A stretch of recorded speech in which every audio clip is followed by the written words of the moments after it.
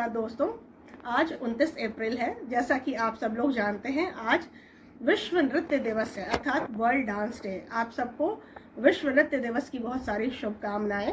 और इस विश्व नृत्य दिवस के अवसर पर हम लाए हैं आपके लिए कलावीथी द्वारा आयोजित विशेष कार्यक्रम परिधि के प्रथम संस्करण के प्रथम एपिसोड की कुछ झलकियां। आइए देखते हैं यह विशेष एपिसोड कलावीथी के कार्यक्रम परिधि के ऊपर, और यह एपिसोड समर्पित है वर्ल्ड डांस डे को। कलावीथी एक साहित्यिक सांस्कृतिक संस्था है जिसकी स्थापना 2016 में भारतीय और विश्व संस्कृति तथा कला के विश्व स्तर पर प्रोत्साहन एवं प्रोन्नयन के लिए की गई है।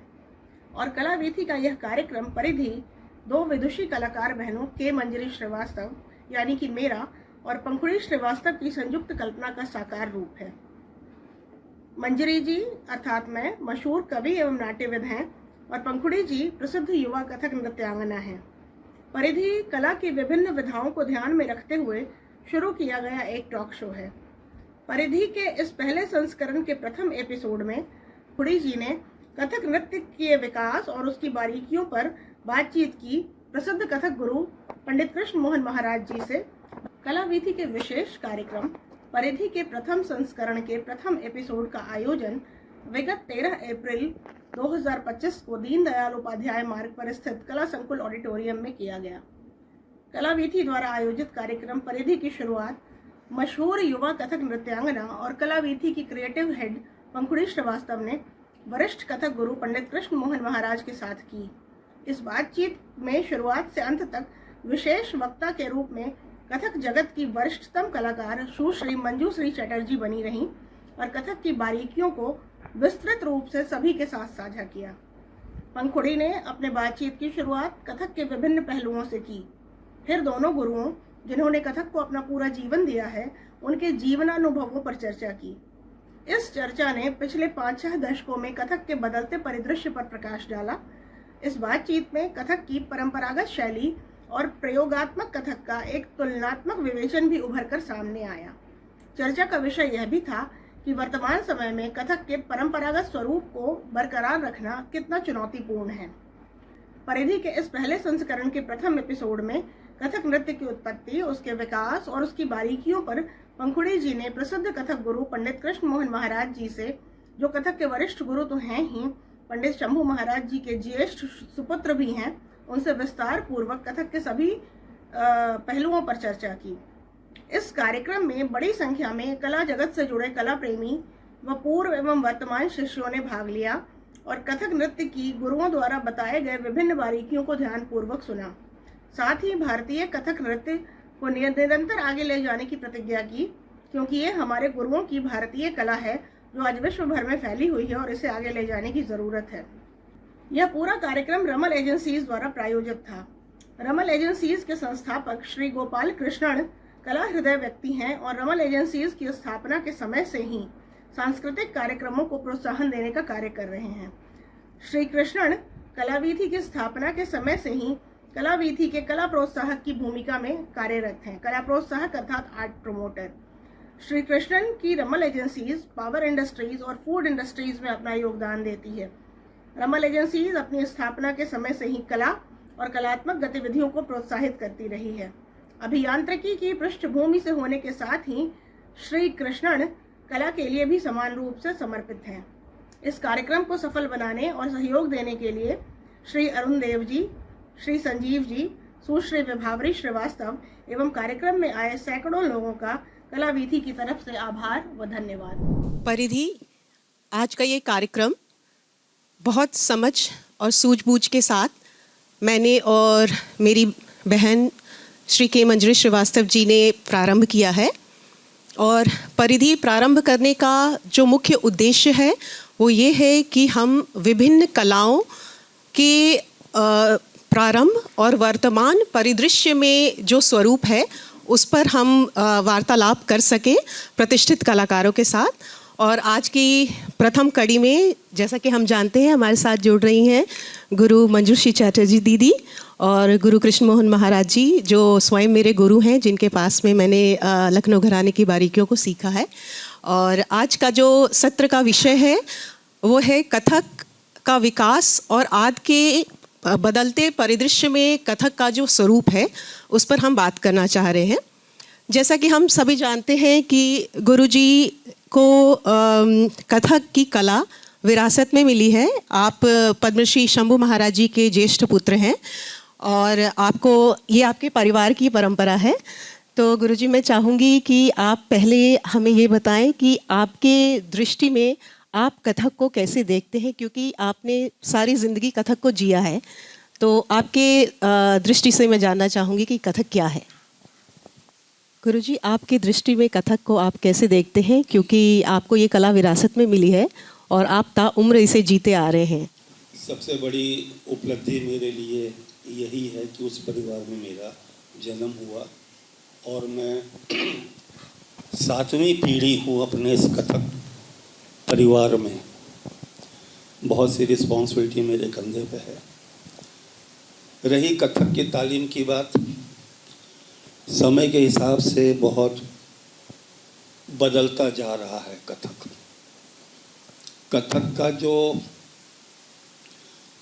पुराना इतिहास या पुराना अंग हस्तकों की हम बात करें तो वो ध्रुपद गायकी से बहुत मिलता हुआ है।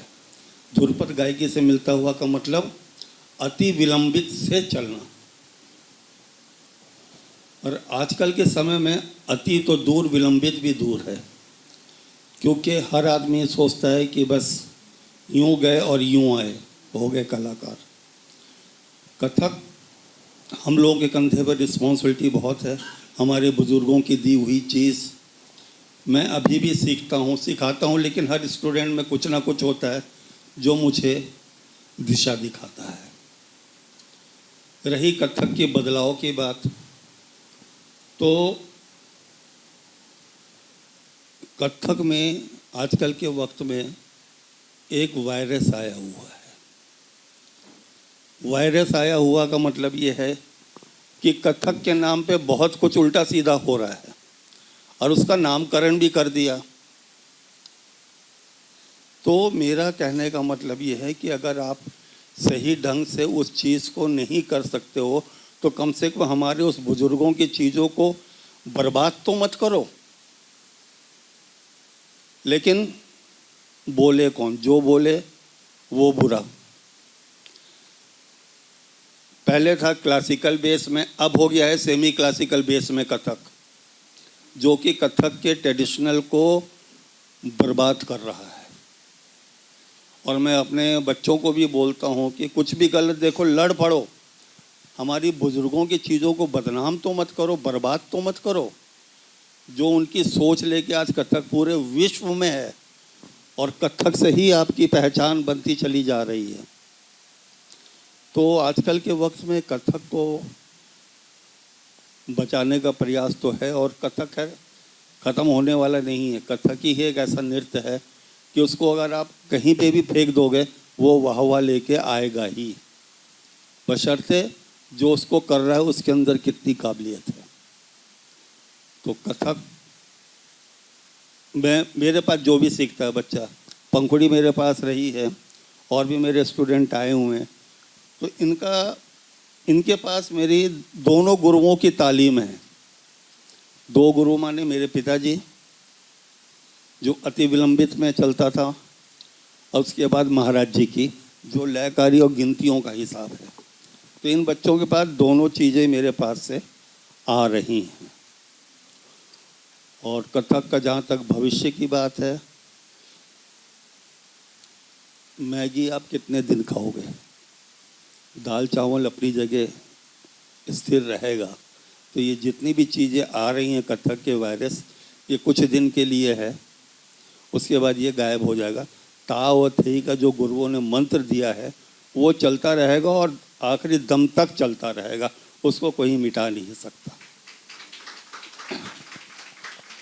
गुरुजी आपने जो ये बात कही कि जो कथक की और कथा वाचन की जो परंपरागत स्वरूप है, जो ट्रेडिशनली चलता आ रहा है, मैं मंजूश्री दीदी से पूछना चाहूँगी, आप कथक को काफ़ी लंबे समय से देख रही हैं। जहाँ तक मेरी आपसे बातचीत हुई, आपने बताया 1959 में आप दिल्ली में शिफ्ट हुए और आप कथक सीखने के लिए ही खासकर आप दिल्ली आए, तो मैं जानना चाहूँगी कि 1959 से आज हम 2025 में पहुँच चुके हैं, तो तब से अब तक जो कथक को आपने महसूस किया वो कैसा था, और आज जो हम ये रील और छोटे छोटे डिजिटल प्रेजेंटेशंस और सिर्फ चक्कर बहुत तारीफ लेने के लिए एकदम द्रुत गति में सिर्फ डांस, तो जो कथक का स्वरूप है विलंबित, मध्य और द्रुत, जो गुरुजी ने अभी बताया, वो आज शायद ही मिलता है। कार्यक्रम में जो समय भी है वो बहुत लिमिट हो गया है। एकल नृत्य की जो परंपरा है वो धीरे धीरे ख़त्म होती जा रही है। तो हम इसको आप कैसे महसूस करती हैं, क्योंकि आपने 1959 से जब तक और अभी भी आप तमाम बड़े गुरुओं के साथ आपने काम किया है और उस वक्त के सभी दिग्गज कलाकारों के साथ आपने काम किया है, तो मैं जानना चाहूँगी कि आपके क्या विचार हैं और आप कैसे देखती हैं कथक को। मैं एक चीज़ कहना चाहूँगा कि दीदी ने मुझे गोद में खिलाया और मैं दीदी के सामने बड़ा हुआ हूँ, और दीदी की तालीम भी मुझे थोड़ी बहुत दिमाग में है क्योंकि पिताजी के साथ जाता था। तो इसलिए मैं दोबारा ये बात कह रहा हूँ, तो आप मेरी स्थिति समझ सकते हैं ना कि क्या हो रही होगी बचपन के दीदी के पास। मुझे बहुत ही अच्छा लग रहे हैं कि कथक नृत्य के लिए आप लोग इतने गहराई से जानना चाहते हैं और सुनना चाहते हैं और देखना चाहते हैं। तो ये कथक नृत्य तो हमारे बचपन से ही, मैं कथक जब कलकत्ता में थी तब भी सीखा। उधर ही महाराज जी आए थे और उधर ही महाराज जी बोला कि आपको ऊपर हमारे दिल्ली में आना है, मैं तुम्हें सिखाऊंगा। तो मैं फिर चले आई, किस प्रबंध करके किसी तरह से आ गई। तो उनसे गंडा बंधन करके मैंने नृत्य शुरू किया, और उसका जो स्वरूप है हमने जैसे सीखा है उसका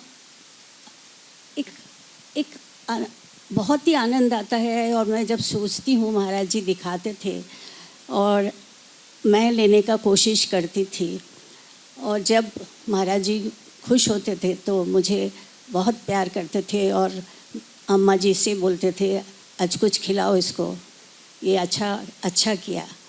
तो महाराज जी तो ऐसे ही अति विलंबित तो है ही, और उसमें क्या ठहराव है, और कथक का जो ठहराव है वो बहुत ही सुंदर है। बाकी सारे नृत्य का है लेकिन कथक का जो ठहराव है वो एक अलग अंदाज से है।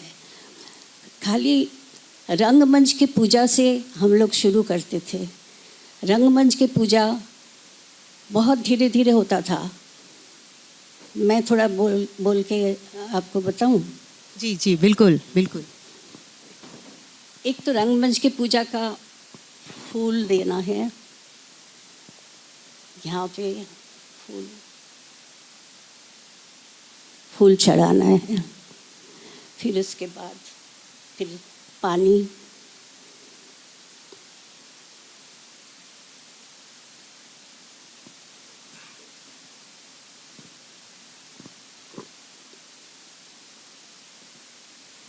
फिर उसके बाद धीरे धीरे तिग धा दिग दिग तिग धा दिग दिग तत् तत् थे तत् तत् थे तत् तत् थे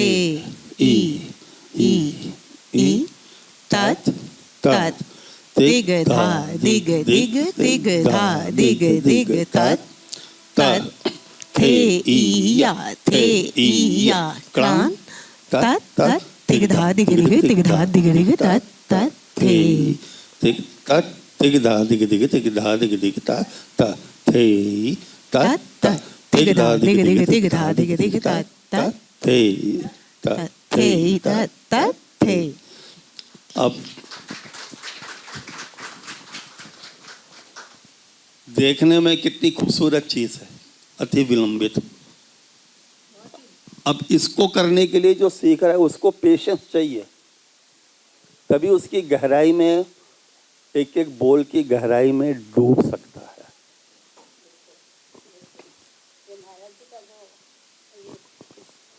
महाराज जी का जो सिखाने का पद्धति था और हमने घर में उनके घर में जाके सीखा है, और केंद्र में भी आते थे कभी कभी।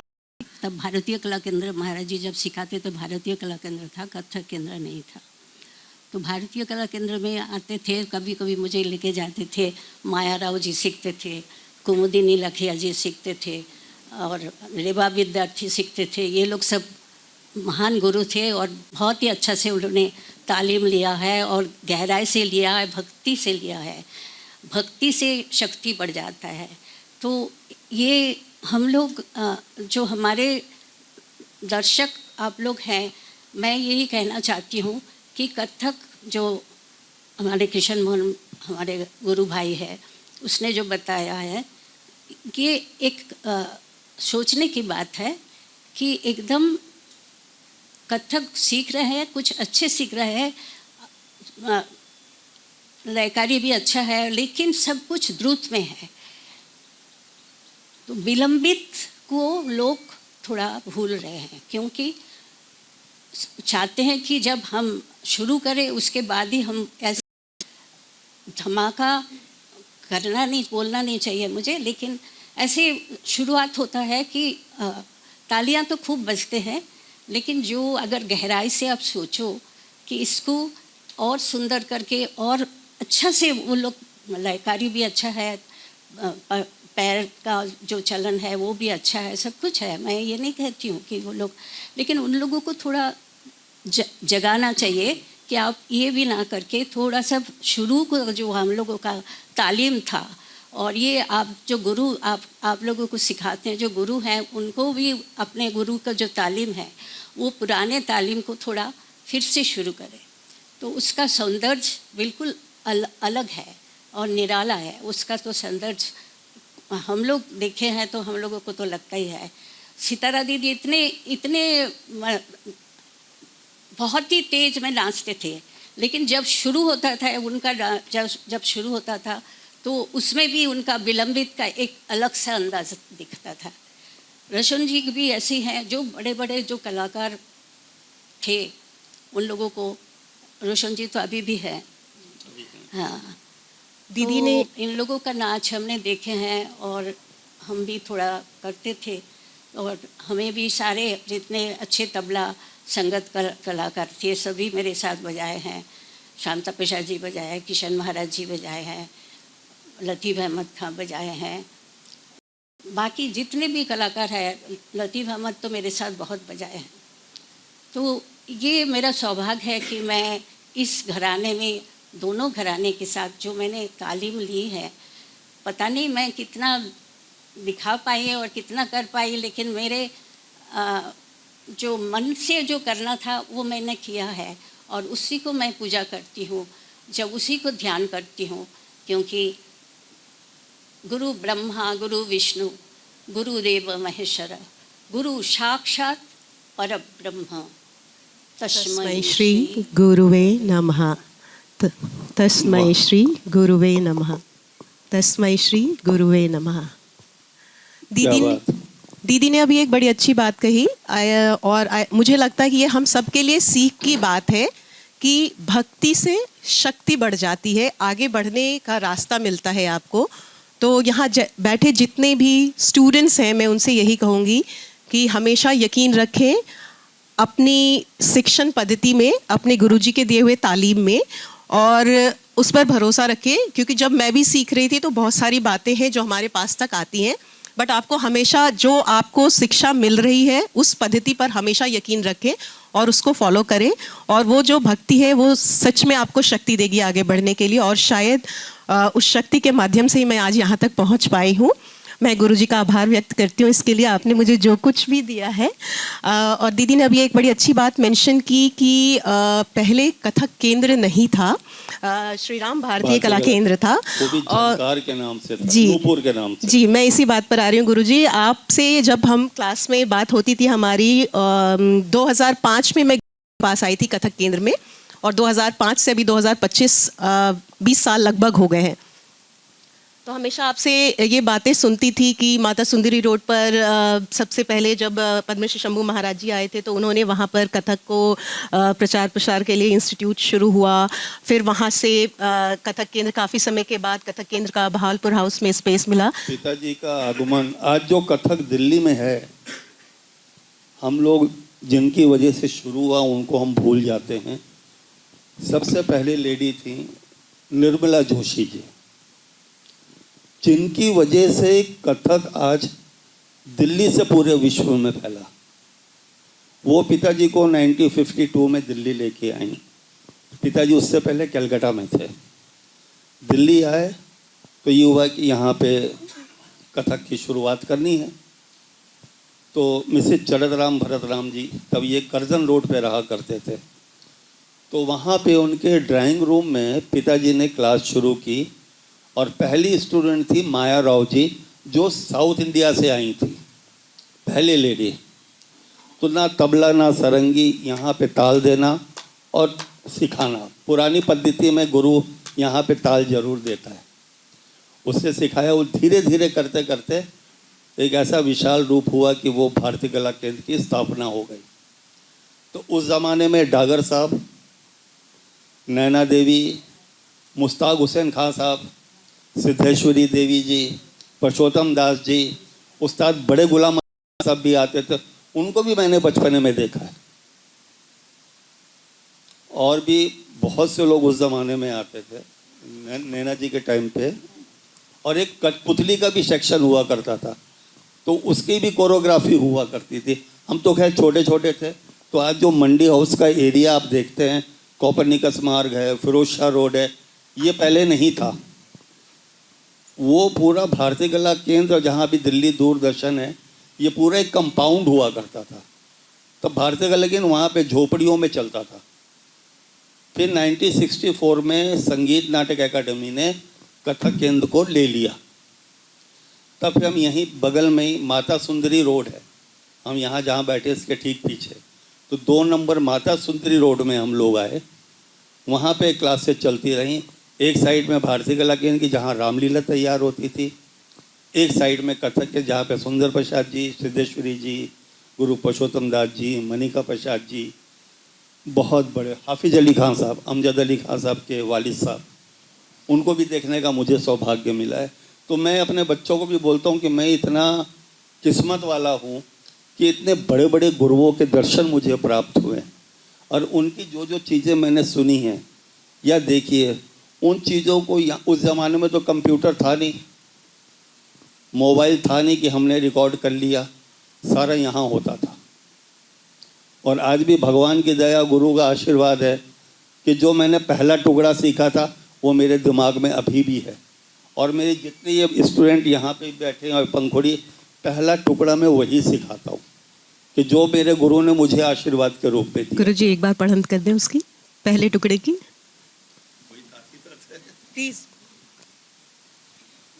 अभी तो बहुत लमछड़ चीज़ें बन गई हैं, छोटी छोटी फुलझड़ियाँ होती थी, सिंपल। पहले का एक सिस्टम, जो भी यहाँ पे कथक डांसर बैठे हुए हैं स्टूडेंट, उनकी बात कर रहा हूँ, कि पहले सिस्टम था कि जो आप एक बार करेंगे उसका चक्करदार करना जरूरी होता था। अभी तो हर चीज़ सम से सम तक की बंदिशें बनने लगी हैं। अब दा कर दिन ना दिन दा दा दिन ना दिन ता थी तत् आ थी तत् थई थई तत् ता, खत्म हो गया टुकड़ा यहाँ। अब आजकल के वक्त में बोलेंगे ये क्या है, लेकिन वो प्योर तत्कार के बोल का टुकड़ा है कि ता थी तत् आ थी तत् थई थई थई तत् ता। इससे मैं लोगों की शुरुआत करता हूँ, फिर इसकी बढ़त हो जाती है 1 2 3 4 5 6 ता थी तत् आ थी। जो बच्चे बैठे ताल दे लो जरा, धा कर दिन दा दिन दिन दा दा तिन तिन ता दिन दिन दा धा 1 2 3 4 5 6 ता थी तत् आ थी तत् थई थई थई तत् ता ता थई तत् आ थई तत् थई थई थई तत् ता ता थई तत् आ थई तत् थई थई थई तत् ता। अब ये सिस्टम करने में अभी कहेंगे यार ये क्या चीज़ है, लेकिन बेस तो यही है। पहले के ज़माने में मेरे परिवार में कथावाचक मेरे ओमकार महाराज जिनकी डेथ हो गई, शीतला महाराज उनकी भी अभी कुछ दिन पहले डेथ हुई है। तो अगर वो पुरानी मेरे पास रिकॉर्डिंग थी थोड़ी झलकियाँ, वो सिर्फ आजकल तो डांस में एंट्री होती है स्टेज पे, या सेंटर में खड़े होकर एक स्पॉटलाइट आ गई और शुरू हो गए। उस ज़माने में था सदा भवानी दाहिने सन्मुख रहे गणेश, 5 देव रक्षा करें ब्रह्मा विष्णु महेश। ये कह के कथक की शुरुआत होती थी।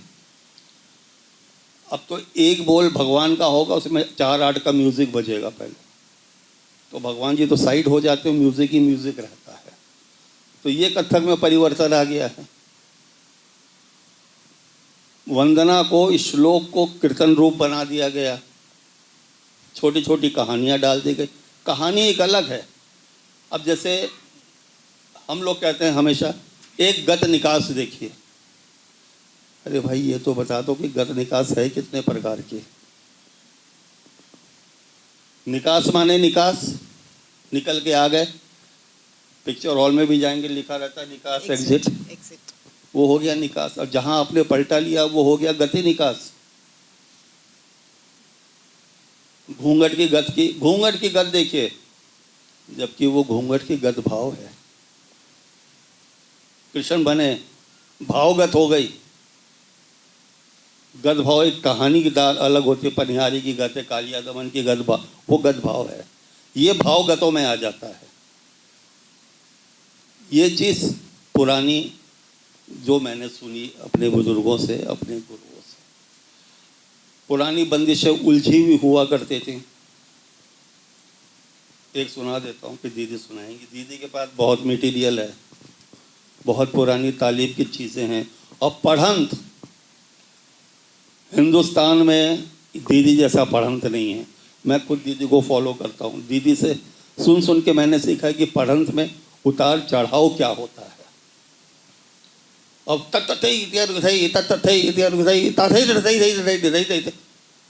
हर आदमी यही बोल रहा है। अब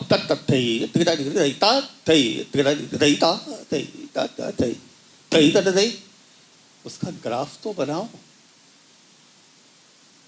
मैं आजकल बोल रहा हूँ बच्चों को कि एक नोटेशन बनाओ। जैसे हम ईसीजी करते हैं, ईसीजी में क्या आता है? जिगजॉग जिगजॉग ऐसे ही आता है। हर बोल का तत तत थई तिगदा दिगदिगदई तत थई, ये ग्राफ बन जाएगा, बहुत आसान हो जाएगा। एक परम सुना देता हूँ। ता कृदिंदा तीन ता कृदिंदा धा दिन दिन दा दा दिन दिन दा, इसमें पखावो जो तबला मिला हुआ है। दिन दिन दा दा दिन दिन दा दा तगड़ तगड़ तगड़ तगड़ान तगड़ धुंगड़ तगड़ तग गई करदादी करदा करदादी करदा करदादी करदा कृदिंदा दिन दिन दा दा दिन दिन दा। अब इसको नाम दे दीजिए, तोप की परम दे दीजिए। दिन दिन ना तग दे तगड़ान तगड़ धुंगड़ तगड़ तग गई करदादी करदा करदादी करदा करदादी करदा कृदिंदा। तो ये पुरानी बंदिश है। और आजकल क्या चल रहा है?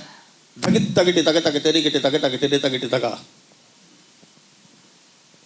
यही चल रहा है। धान धान धगत धगत दिग दिग दिग नग नग नग।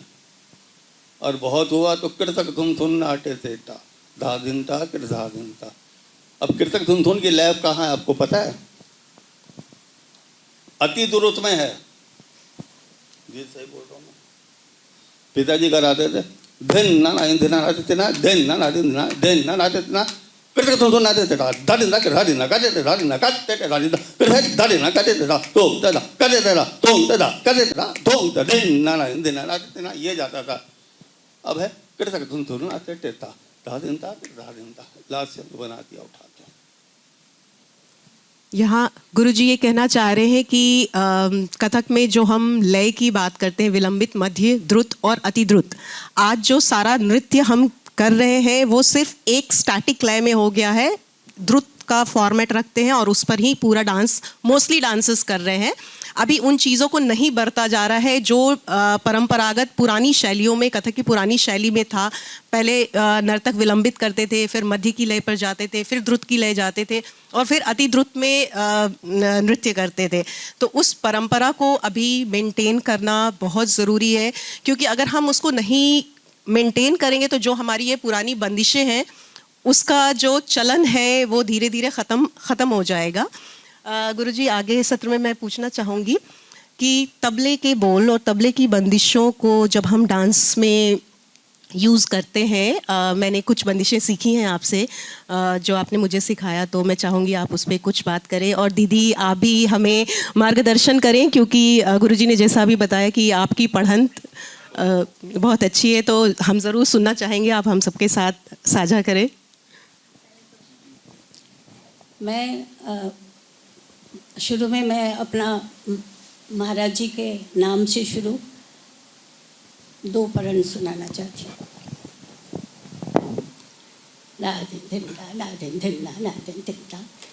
शंभु बरसत बादल गरज गरज के, बिजुरी चमकत चमक चमक के, राधा आवे ठुमक ठुमक के, देखो कृष्ण को यमुना तट पे नाचत कृष्ण खड़ूरी, तिग थे तिग धा तिग तिग तिग धा तिग तिग तत थे तत थे तत थे तत थे तत थे तत थे तत थे तत थे तत थे तत थे। शंभु सब सखियां चली गगरालय के, निरत निरत संग राधा की, कदम के नीचे नटवर रूप साज नाचत कृष्ण कन्हैया, तत तत ता तुक दन दन छिछिकिट तो थुरंग तक तुन तक ददगिन थे तक तुन तक ददगिन थे तक तुन तक ददगिन थे। अब ये चीज़ें हैं, आर्काइव की चीज़ें हैं, ये जो आज यहाँ यंग जनरेशन बैठी है उनके लिए। इसी का एक चीज़ और है, पिताजी ने अपने आप को शंकर बनाया, क्योंकि शंभू महाराज नाम था, कि शंभू कंस के पाप करण से जन्म लियो मथुरा में, बसे जाए गोकुल में नंद मेहर की धेनु चराई, तब नाचत हैं कृष्ण कन्हाई, तिगधे ता तिगधा तिग तिगधे तिगधे ता तिगधा तिग तिगधे तिगधे ता तिगधा तिग तिगधे। पूरी कृष्ण की कहानी आ गई इतने में। और महाराज जी का, बिरजू महाराज जी का दिया हुआ मेरे को दिया था, ताओ दग दग दग दग थुआ का थो, ताओ दग दग दग दग थुआ का थो, दिगदा दिगदा दिगदा थो तक थो दिग थो तक दग दग दग दग थो दिग थो, किटी किटी तग दग दग दग थुन तग दग दग थे, किटी किटी तग दग दग दग थुन तग दग दग थे, किटी किटी तग दग दग दग थुन तग दग दग थे। क्या बात। दीदी, इसी सिलसिले में आपने सुंदर प्रसाद जी से जयपुर घराने की भी तालीम ली है, तो हम चाहेंगे कि जयपुर घराने की भी कुछ बंदिशों को आप साझा करें हमारे साथ। गुरु जी का तो दिया हुआ इतना सुंदर सुंदर वो थे ताता थे ताता थे ताता थे, पैर का काम इतना सुंदर और इतना उसका जो उन्होंने बनाया था, ताते के थे ताते के ताते के थे ताते के कृता के थे ताते के ताते के थे तात कृता के थे ताते के ताते के थे ताते के कृता थे कृता थे कृता थे कृता थे तेटे तेटे कृता थे तेटे तेटे कृता थे तेटे कृता थे तेटे कृता थे कृता थे तेटे कृता थे तेटे कृता थे कृता थे तता तथा तथा थे थे तथा थे कृता तथा तथा थे थे तथा थे कृता कृता कृता थे थे तथा थे कृता थे तथा थे कृता थे तथा थे कृता थे तथा। एक सवाल मैं पूछना चाहूँगी, ये जिज्ञासा मेरे अंदर बहुत समय से है, जब से मैंने कथक सीखना शुरू किया है। किताबों में भी पढ़ रही हूँ, जब सिद्धांत पक्ष की हम बात करते हैं, थियरी की बात करते हैं, तो हमेशा एक लाइन मुझे पढ़ने को मिलता है, लखनऊ घराना बहुत ही सजा हुआ डांस है। जब हम तेज़ी की बात करते हैं तो वो सिर्फ जयपुर घराने में है, जबकि मैंने जब अपनी तालीम ली और इतने सालों से मैं सीख रही हूँ तो मुझे कहीं ऐसा नहीं लगा कि लखनऊ घराने में कहीं भी तेज़ी से परहेज़ है। तो मैं जानना चाहूँगी आप लोगों से कि आपका इस पर क्या विचार है और आप इस चीज़ को कैसे देखते हैं? किताबों में जब हम पढ़ते हैं तो हमेशा अक्सर हमें ये पढ़ने को मिलता है कि लखनऊ घराने में नज़ाकत नफासत ज़्यादा है और जयपुर घराने में तेज़ी है, लयकारी है। जबकि जो मैंने महसूस किया, क्योंकि मैंने लखनऊ घराने में गुरुजी के पास सीखा है, तो मुझे कभी ऐसा महसूस नहीं हुआ कि लखनऊ घराने में तेज़ी की बात नहीं है। उस पर मैं आप गुरुजनों के विचार जानना चाहूँगी।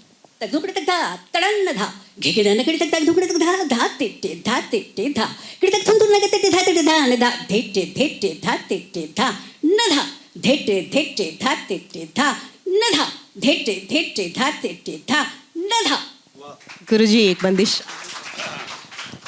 दीदी ने जो परन बोली है मैंने भी सीखी है, और इस परन को सीखने के पीछे 2-3 परनें ऐसी हैं जिनको सीखने के पीछे मैंने पैर पे बहुत डंडे खाए हैं, बहुत मार खाई है, कमर तोड़ दी गई, हाथ मोड़ दिया गया, थप्पड़ें पड़ गई, क्योंकि पिताजी का ये कहना था कि पैरों से बोलों का निकास, जैसे हम बात कर रहे हैं इस प्रकार से उस बंदिशों के पैरों से बोल निकलना चाहिए। इसलिए मैं कहता हूँ कि ये सब पढ़ने नाचना बहुत मुश्किल है। कि अब हम लोग हर कथक डांसर, यहाँ कथक डांसर काफ़ी बैठे हुए हैं और अपने अपने जगह काफ़ी इस्टेब्लिश भी हैं। अगर हमारे पुराने गुरु बैठे होते, ख़ास तौर पे मेरे पिताजी बैठे होते, तो शायद पैर काट के फेंक देते, क्योंकि घे बोल जो है वो बाएं का है। प्रदीप, घे बोल किसका है बेटा? तबला बजाते हो। और हम लोग घिन किससे निकालते हैं डांस में? राइट से। तो ये सही है क्या? नहीं है, क्योंकि राइट से इजी होता है इसलिए निकाल दिया हमने। तो इसलिए वही परन पे आ रहा हूँ। दीदी ने जो परन बोला इसी का ही एक जोड़ा है। धा कृतना धन धा धा तिन तिन ना तरुण कृत धा तड़न धा गगन कृत तरुण कृत धा धा तेटे धा तेटे धा कृत धुन ना तेटे धा तेटे धा धा तेटे देटे धा तेटे धा ने धा कृत तेटे धा ने धा देटे देटे धा तेटे धा धा कृत तेटे धा ने धा देटे देटे धा तेटे धा धा कृत तेटे धा ने धा। अब इसका बोल तदुम कृत धा तड़न धा। अब घेगे फंसेगा क्योंकि घेगे नाना। तो इसके लिए बेटा जो भी डांसर बैठे हैं, रियाज की बहुत आवश्यकता है। मुझे पता है। मैं एक चीज़ मैं आपसे मैं पहले बोल दूं, पंखुड़ी आज मेरे पास बैठी हुई हैं, कि गुरु की बात को या वचन को मान के उसका पालन करना एक विद्यार्थी का धर्म होता है, और उस धर्म को पंखुड़ी ने निभाया है। हम लोग ऐसे ही क्लास में बैठे हुए थे कि मैंने खुद सुबह 4 बजे उठ के रियाज किया। पिताजी कहते थे सरस्वती को अगर पाना है तो सूर्योदय से पहले पहले पालो। तो मैं रात में 2-2:30 बजे पिताजी की सेवा करके सोता था। अब 3:45 बजे लात पड़ती थी, उठ जाओ, ताकि 15 मिनट में जो भी आपको हाथ मुँह धोना धो के 4 बजे घुंघरू बांध के शुरू हो जाओ 7 बजे तक। तो मैंने इसको कहा, मैंने कहा पंखुड़ी हम लोग तो रियाज ऐसे करते थे, कुछ दिन करके देखो, लेकिन उम्मीद मत करना कि मैंने सुबह 4 बजे रियाज किया तो मुझे फल मिलेगा, नहीं। लेकिन इसने सुबह 4 बजे उठ के कथक इनके हॉस्टल में रियाज किया, और रियाज भी ऐसा कि एग्ज़ाम से पहले पहले इसका अपना था, तो उसको सुबह 4 बजे उठने का फल जरूर मिला है, जहाँ तक मुझे लगता है। गुरुजी की तालीम की 3 जो सबसे ख़ास चीज़ें हैं जो मैं आप सबके साथ शेयर करना चाहूँगी, जो मैं हमेशा फॉलो करती हूँ और मुझे लगता है कि शायद सारी ज़िंदगी वो मेरे साथ रहेगी। पहली बात ये, गुरुजी हमेशा कहते हैं कि नगमा लहरा सुनने से नहीं होता, वो आपके जहन में होना चाहिए, वो आपके दिल दिमाग में आपके साथ चलना चाहिए, सोते जागते उठते बैठते, तभी आप लय पर अपनी पकड़ कायम कर सकते हैं। पहली बात ये। दूसरी बात ये कि आप जब रियाज करते हैं आप अपने रियाज में ईमानदार बने। कहने का मतलब ये है जो चीज़ें आपको सिखाई जा रही हैं उसकी जो शुद्धता है, उसकी जो प्योरिटी है, उसको उसी स्वरूप में कायम रखने का प्रयास, वो सबसे, एक कलाकार के लिए मुझे लगता है वो सबसे बड़ा प्रयास है जो आपको क्योंकि ये परंपरा बहुत ट्रेडिशनल है और एक साधना है, और वो साधना हम तभी कायम रख सकते हैं जब हम उसको उस तरह से बरतते हैं जिस तरह से हमें वो दी गई है। अदरवाइज़ अगर हम देखें तो आज हम संगीत की बात करें या गायन की बात करें तो ना जाने कितनी राग रागनियाँ हैं वो ख़त्म हो गई हैं, और इसी तरह से अगर हम आगे बढ़ते रहे, जिस तरह से दुनिया भागी जा रही है, ये भागने का जो सिलसिला चल रहा है, अगर इसी तरह से हम भागते रहे तो शायद जो हमारी बंदिशें हैं, जो लय की बात है, वो सारी चीज़ें कहीं ना कहीं धीरे धीरे गुम होती जाएंगी और हमारा जो ख़जाना है, जो संचय है हमारे पास, वो ख़त्म होता चला जाएगा। और तीसरी बात ये, गुरुजी हमेशा कहते हैं कि रियाज़ आप अर्ली मॉर्निंग उठ कर करें, सुबह 4 बजे से करें। मुझे अभी भी याद है, वो मेरे लिए सबसे बेहतरीन आशीर्वाद में से एक है जब गुरुजी ने मुझे कहा था, मैं सुबह 3:45 बजे 3:45 AM मैं कथक केंद्र में उठ जाती थी, नींद में ही होती थी और नींद में घुंघरू भी बांध लिया और खड़ी हो जाती थी। आधे घंटे तो सिर्फ मुझे मेरे शरीर को जागने में लगता था कि भाई अब रियाज़ करना है। 3:45 से 4 बजे 4:05 4:10 तक मैं सिर्फ उठ के इधर क्योंकि आपके बॉडी में रेस्ट के बाद वो मोशन, वो स्टेमिना ही नहीं होता है, और उसके बाद फिर मैं 2 घंटे रियाज़ करती थी। तो ये 3 चीज़ें मैं चाहूँगी कि जो भी स्टूडेंट्स यहाँ बैठे हैं आप इस चीज़ को कायम रखें। एक और चीज़ गुरुजी हमेशा कहते थे कि अगर आप अपने हस्तकों का रियाज सूर्योदय के पहले एगेंस्ट लाइट करते, लाइट जिस तरफ से सनराइज हो रहा है उसके अपोजिट, आप जब अपने शैडो को, अपनी छाया को खुद देखेंगे तो आप अपने हस्तकों को बहुत बेहतर समझ पाएंगे और उसकी खूबसूरती को बहुत अच्छे से आंक पाएंगे कि आपको उसे कैसे बरतना है जब आप डांस करते हैं। तो आजकल क्या हो गया, हर कथक क्लास के अंदर बहुत बड़े बड़े शीशे लगा देते हैं। बहुत बुरी चीज़ है वो। या तो अब अपनी ब्यूटी देख लो या हस्तक का कर लो। अब हाथ तो हमारा यहाँ है, चेहरा हम सामने देख रहे हैं, तो दृष्टि तो अंग से हट गई ना आपकी दृष्टि। आप तो सामने देख रहे हो, ताथी तरथई आथी ठीक नहीं जा रही है, उंगली इधर चली गई है, इसी में निकल जाता है। कभी भी भैया कथक डांसर शीशे में मत देखो अपना। और दूसरी एक चीज़ और अजीब हो जाती है, लगातार देखते रहो तो आंखें भी भेगी हो जाती है।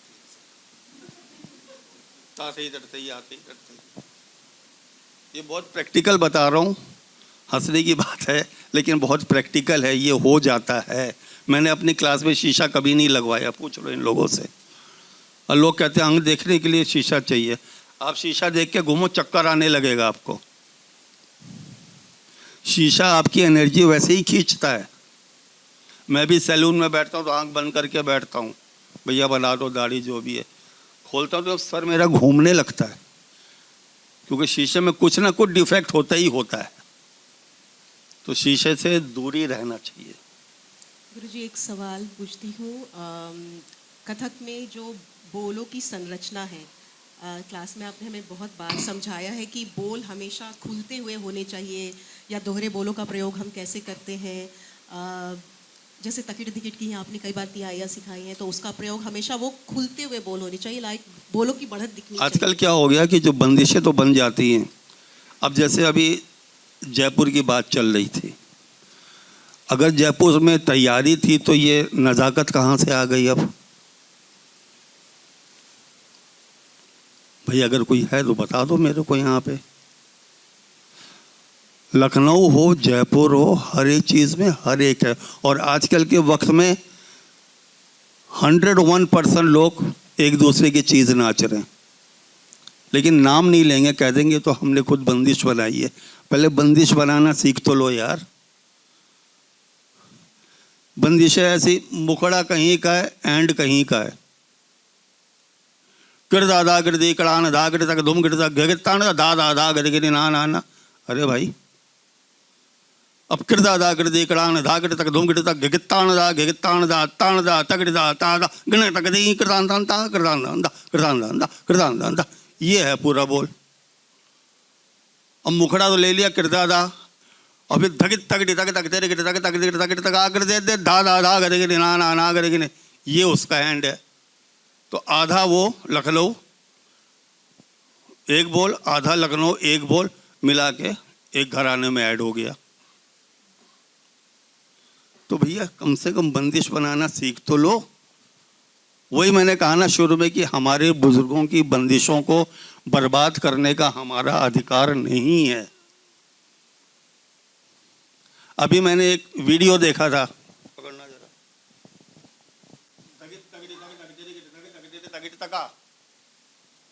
ठीक है ना। अब हम लोग क्या करते हैं, दगित तगित तक में ये करते हैं ना, अब थगित तगित तक तक ये तो नहीं करते ना। कर दिया बर्बाद गुरु की बंदिश को। खड़ा कर दिया। अरे भाई क्यों कर रहे हो? नाम मैं इसलिए नहीं ले रहा हूं कि लोग समझ गए होंगे। बहुत वीडियो वायरल हो रहा है। मैं तो इंतजार में हूं कि मुझे सामने मिल जाए वो। पहले मैं डरता था, अब नहीं डरता। 70 साल की उम्र हो गई, अब क्या डरूं? अब तो बोलने का वक्त आया है।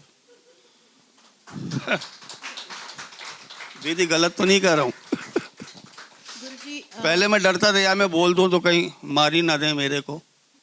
हाँ, इसी बात पर आते हैं गुरुजी। ये जो वीडियो वायरल होने वाली बात है, आज के तारीख में कथक में हर कोई देख रही हूँ मैं इंस्टाग्राम पर 2-2 मिनट की रील, इवन सेकंड्स की भी रील्स आ रही हैं कथक के टुकड़े तिहाई चक्करों को लेकर। कुछ भी लोग रील्स बनाकर डाल रहे हैं। तो मैं आपसे जानना चाहूँगी कि ये जो रील का मसला है, हमारे जो यंग जनरेशन यहाँ बैठे हैं,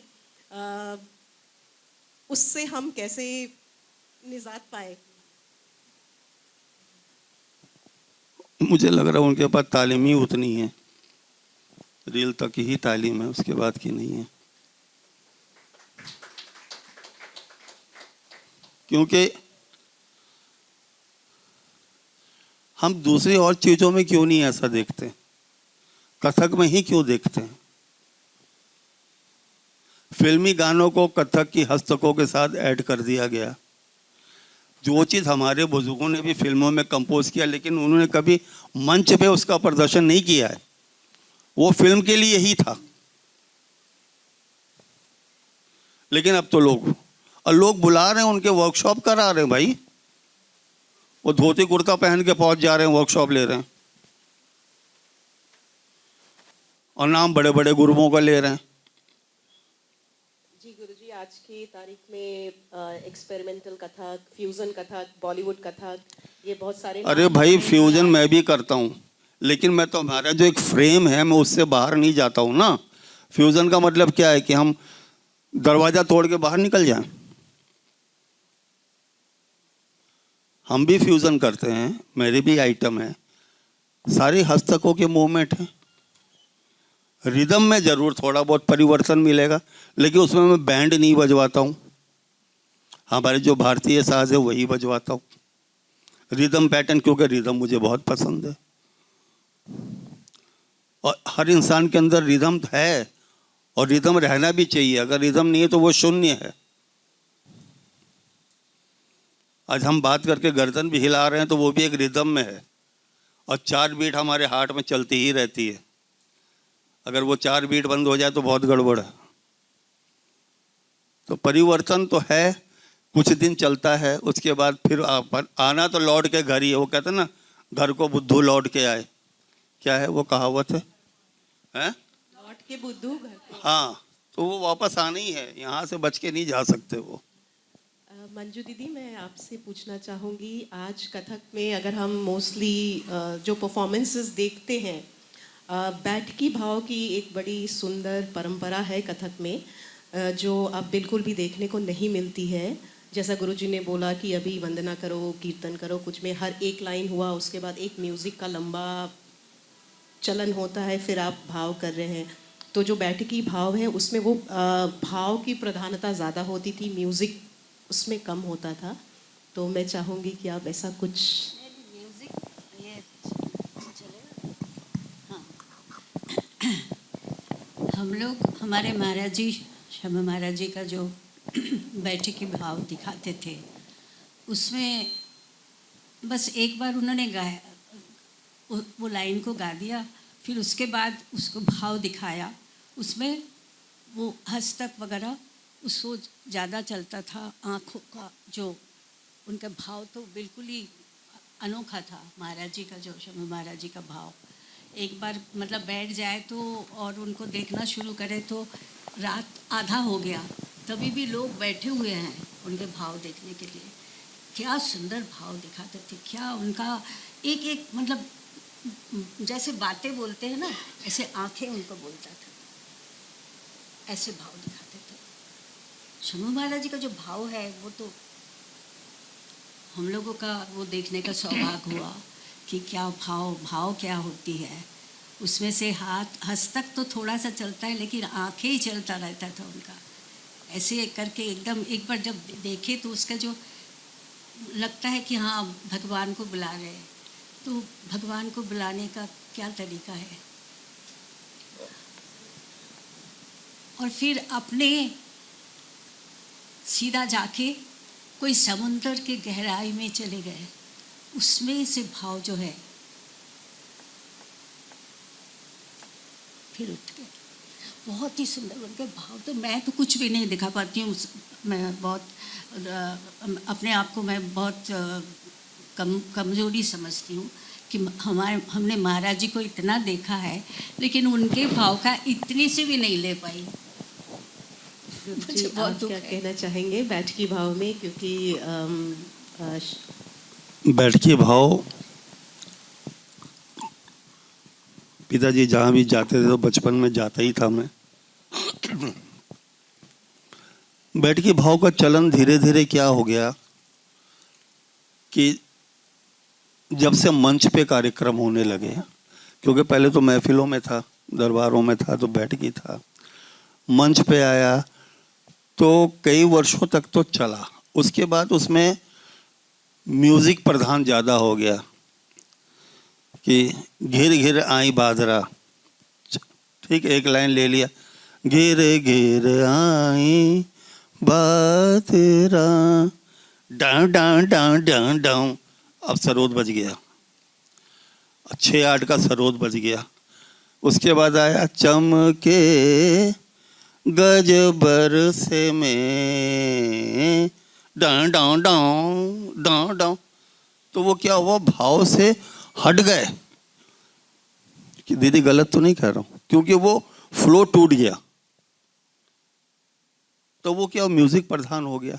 इस वजह से बैठकी भाव का चलन थोड़ा कम। लेकिन मैंने भाव बताने में मैं बहुत डरता हूँ, मुझे कहने में कोई शर्म नहीं है। पिताजी से किसी ने कहा कि आप इतना अच्छा भाव करते हैं, ये करते हैं, अपने बच्चे को तो समझाओ। कल कहा खुद ही समझ लेगा, जब इश्क करेगा तो खुद ही समझ लेगा भाव। तो इश्क भी किया, भाव भी किया। अब थोड़ी हिम्मत खुली है कि बैठ के भाव बताने का प्रयास मैंने शुरू किया है, और भगवान की दया से, गुरु के आशीर्वाद से जहाँ भी किया है शाबाशी ही मिली है, किसी ने बुरा नहीं कहा।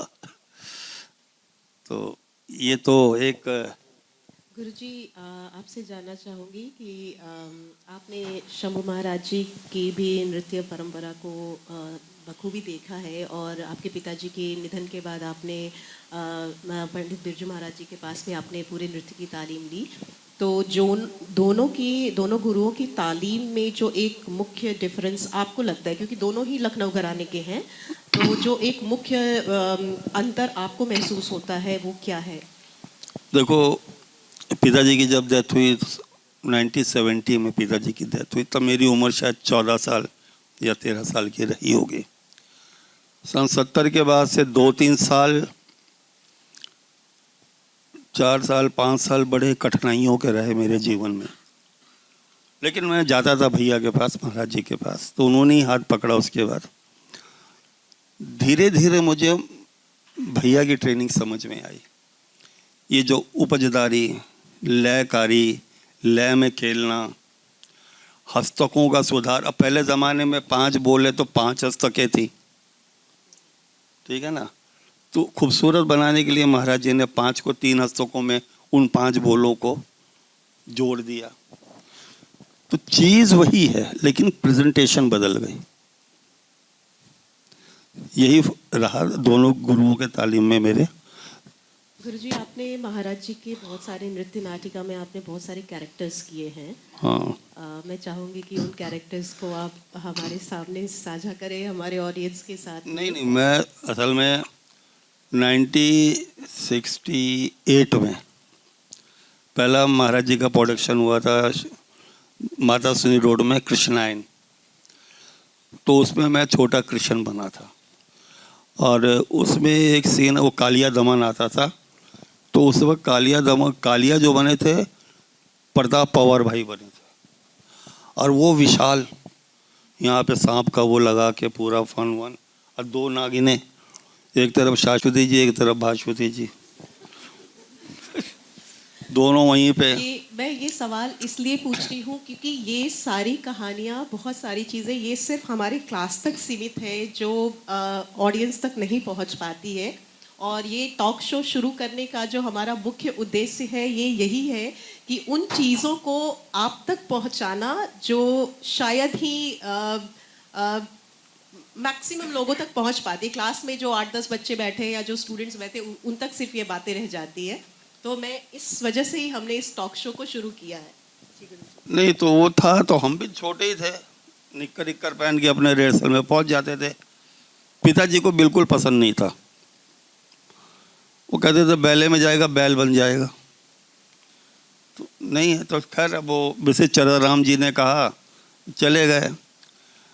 अब मैं ऐसे ऐसे पानी में तैर रहा हूँ, छोटे ही, इधर शाश्वती जी इधर भाश्वती।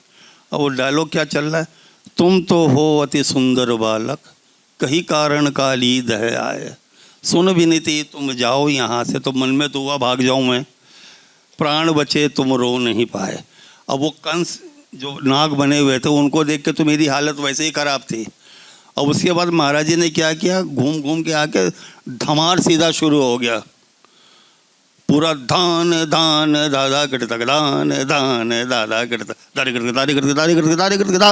अब इसमें फाइटिंग सीन चल रहा है, और एक जगह तो प्रताप भाई ने, मैं गलती से हिला नहीं तो उन्होंने यहीं से शोल्डर पकड़ के यूँ फेंक दिया कि मुझे वहाँ जाना था, क्योंकि बच के वहाँ जाना था मेरे को। एक किस्सा और है, यही कृष्णायन, थोड़ी प्रमोशन हो गई थी मेरी, बचपने से थोड़े बड़े हुए। तो पहले तो मैं हवलदार काफ़ी साल बना, वो डंडा लेके जेल से इनके बाहर घूमते हैं ना, वो काफ़ी दिन किया। उसके बाद महाराज जी ने मुझे बसदेव बना दिया, जेल में दाढ़ी मूछ लगा दी। अब मैं करूं धर धर के, महाराज जी कहें कृष्ण मोहन तेरे भाव नहीं आ रहे, भाव नहीं आ रहा है तेरा, हथकड़ियाँ लगी, मैं यूँ हूँ, कृष्ण जी का जन्म हो गया, उनको लेके जाना, नहीं हो रहा नहीं हो रहा। अब बाई चांस एक दिन चौथे शो में आईफैक्स ऑडिटोरियम रेस क्रॉस मार्ग पे मैं ऐसे बैठे, मूछ का बाल नाक में चला गया मेरे, अब वहीं यूँ लगे रोना धोना। आप यकीन नहीं मानोगे, वो बाल तो छींक तो पा नहीं रहा हूँ मैं, आंखों से आंसू निकल गया मेरे। तब महाराज जी का आज तेरे भाव दिखा, मैं कैसे बोलूं कि नाक के बाल में अंदर घुसा हुआ था मेरा। खैर वो नाक के बाल ने मेरी प्रमोशन और कर दी। फिर उसके बाद एक डांस सीन मिला, आज तो बधाई बाजे नंद महल में, वो अभी भी मुझे याद है, इतना किया मैंने। खैर वो सब चलता रहा। उसके बाद 76 में कथक में मेरी जॉब लगी एज ए रिपर्टरी आर्टिस्ट। ये जो आप मुझे देख रहे हैं, इसका 1/4 में था, सोच लो क्या था मेरी हेल्थ। जो गुरुजी की आर्काइव्स की वीडियो आप लोगों ने अगर देखे हैं तो आपने देखी होगी कि गुरुजी की हेल्थ कैसी थी। बहुत ही पतला था। इंटरव्यू देने गया तो नीचे पहले एक टी शर्ट खरीदी, उसके अंदर रुई की पैडिंग लगाई, पैडिंग वैडिंग लगा के टांगे तो सुकड़ी, मुंह और शरीर यूं, ठीक है। अब नाचना शुरू हुए, नाचते नाचते जो देख रहा हूँ तो ये मेरे दोनों शोल्डर ऊपर चढ़े हुए हैं, क्योंकि वो जो मैंने पजामे में टी शर्ट घुसाई थी वो बाहर निकली आई और ये शोल्डर ऊपर हो गए मेरे। गोपाल दास जी बोले इधर आओ, क्या पहना है तुमने? मैंने सर कुछ नहीं पहना। तो कंधे क्यों ऊंचे हो रहे तुम्हारे?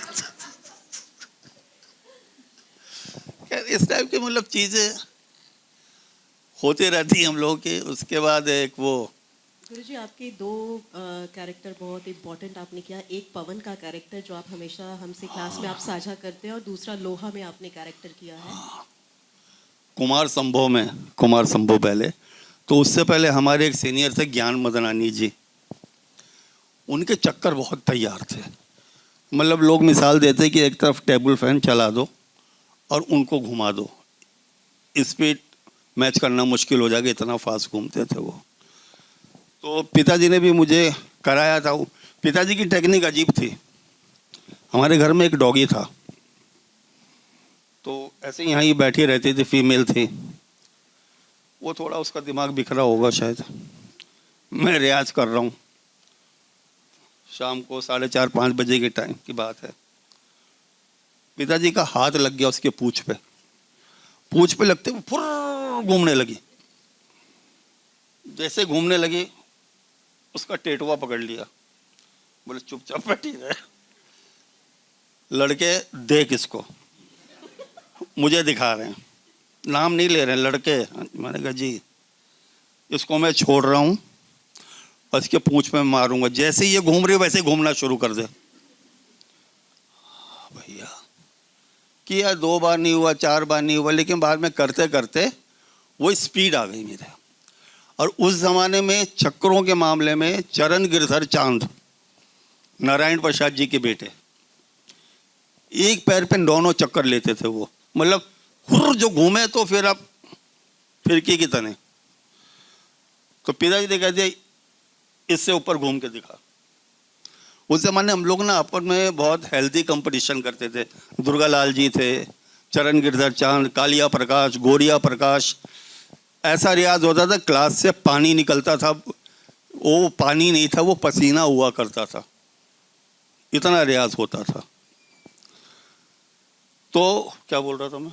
कुमार संभव। हाँ, तो महाराज जी ने कुमार संभव तैयार किया। अब कमानी ऑडिटोरियम जिसने देखा होगा वो समझ सकता है कि ये कमानी एक विंग वहाँ है और एक विंग यहाँ है। वहाँ से डर डर डर डर डर डर हुर्र करके निकल गया मैं। मतलब इतने फास्ट चक्कर हुआ करते थे। फिर यहाँ से निकला, फिर वहाँ पहुँच गया। ये वो पवन कैरेक्टर की बात हो रही है जो क्योंकि गुरुजी ने हवा- कुमार संभव में किया। हवा तो वो हवा की तरह दिखना चाहिए। शरीर भी हल्का फुल्का था, अब तो वो चीज़ नहीं हो सकती। उस वक्त उम्र भी कम थी, जोश था, कंपटीशन आपस में ले लेते थे और कर जाते थे। उसके बाद महाराज जी ने मुझे दिया एक रोल। उसके बाद मेरी नौकरी पक्की हुई थी असल में। सर कथक में नौकरी पक्की हुई थी मेरी। एक वो रूममती बाज बहादुर में रायचंद का कैरेक्टर था, दरबार गायक। और वो बुजुर्ग आदमी और मैं यंग बच्चा। खैर मेरी दाढ़ी वाड़ी लगा दी गई। अब मैंने कहा कि मुझे बुजुर्ग दिखना है, तो नेशनल स्कूल ऑफ ड्रामा था, तो वहाँ पे अनुपम खेर, नशोद्दीन शाह जी, ये हम लोग सब आपस के एक साथ में चाय वगैरह पीने वाले लोगों में से थे उस ज़माने में। रवि वासवानी, अन्नू कपूर जो अभी अनिल कपूर के नाम से हैं, हम लोग अपने बैठे, तो मैं उन लोगों को देखता था। देख देख के मैंने उनको फॉलो किया कि कैरेक्टर कैसे बनता है। तो जब मैं दाढ़ी वाड़ी लगा के शीशे के सामने बैठा, अशोक मेकअप मैन हुआ करते थे, तो पहले मैंने एक वो उठाया, क्या बोलते हैं, ब्रश पतला, सामने एक कलर रखा था रेड, वो लेके मैंने आंखों के अंदर लगाया पहले, दोनों आंखों में। उसके बाद वाइट उठाया, वाइट को लगाया। अब उसके बाद मैंने आंख बंद करके ऐसे घुमाना शुरू किया 4 से 5 मिनट। आप लोग यकीन नहीं करोगे, उसके बाद जब मेरी आंख खुली है ना, ऐसे आंख थी और मेरी वॉक बदल गई, क्योंकि उस 5-7 मिनट के अंदर मैं उस कैरेक्टर में चला गया।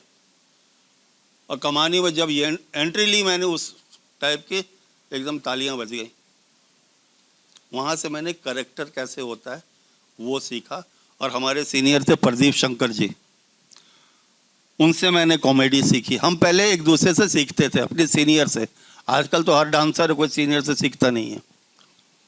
हमने अपने सीनियरों से सीखा है, धीरज अजवानी जी से हमने स्टेज पे कैसे काम होता है, रिहर्सल में क्या डिसिप्लिन होना चाहिए, वो सीखा। प्रदीप शंकर जी से मैंने कॉमेडी सीखी, एक्टिंग सीखी। एक हमारे कथक डांसर थे, लाइट डिज़ाइनर भी थे, राजकुमार जी, जिनका बेटा है मिलन श्रीवास्तव। उनसे मैंने लाइट सीखा कि डिमर कैसे घूमता है।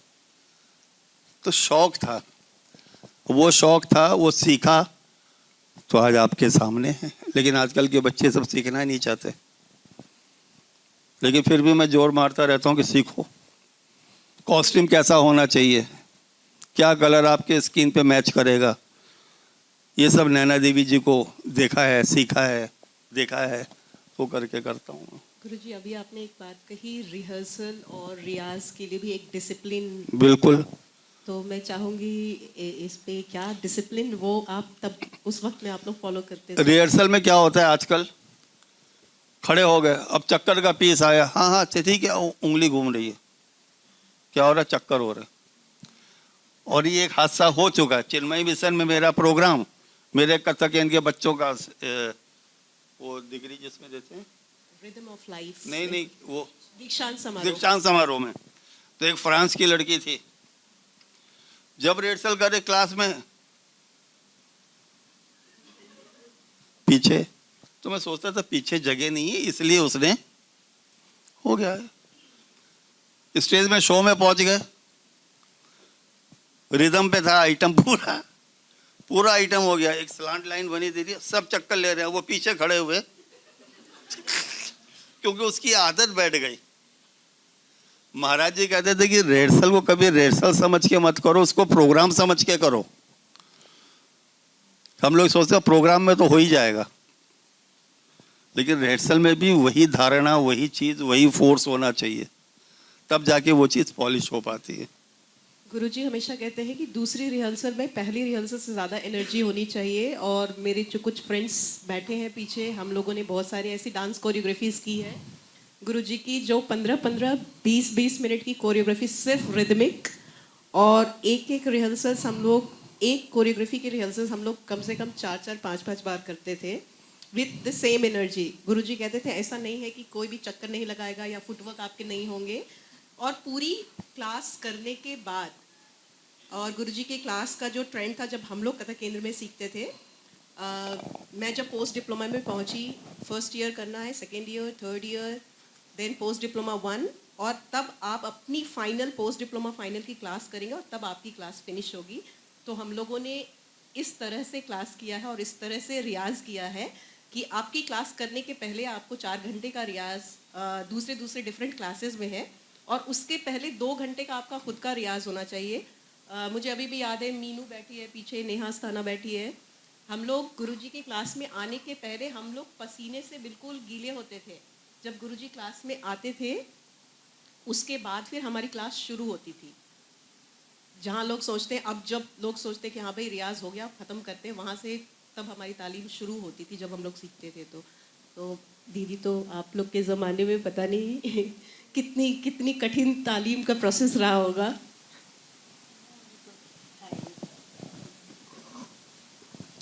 चाय मिलेगी?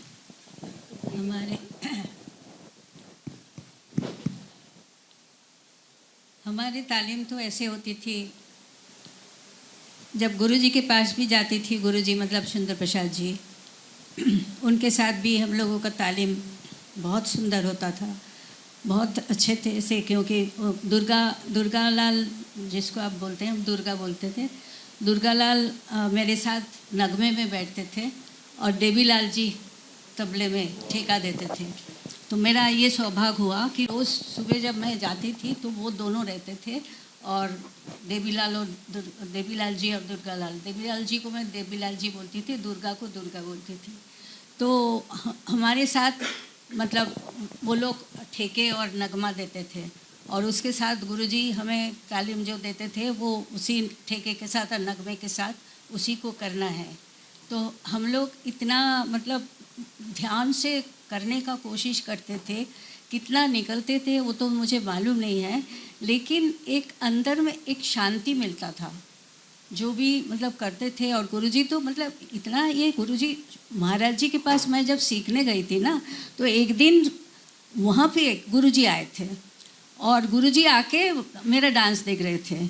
और फिर उसके बाद उन्होंने गुरुजी ठीक ऐसे करके महाराज जी के पैर में, महाराज जी मेरे घराने का कुछ इसको सिखाने दीजिए, मैं इसको सिखा, नहीं मंजूश्री को तुम नहीं ले सकते। तो वही मतलब इतना गुरु, दोनों गुरु को से मैंने इतना सीखा। महाराज जी तो सबसे ज़्यादा उनसे सीखा है और गुरुजी से भी मैंने सीखा है। जितना सीखा है वो बहुत ध्यान से मुझे सिखाया। ये सौभाग्य हुआ। तो उसका सिखाने का तरीका भी अलग था। और महाराज जी तो बैठ बैठ के ही ऐसे मतलब बताते थे, तो उनको खड़े होके दिखाने का ज़रूरत नहीं था। वो बैठ के ही ऐसे तालीम देते थे कि वो एक अनोखा होता था। मैं अभी एक आखिरी सवाल और पूछना चाहूँगी। आपके मैसेज आज की इस भागती दौर में कथक की जो परंपरा है और परिदृश्य है जो चल रहा है इस भागती दौड़ में, आप हमारे बैठे स्टूडेंट्स को और ऑडियंस को क्या मैसेज देना चाहेंगे?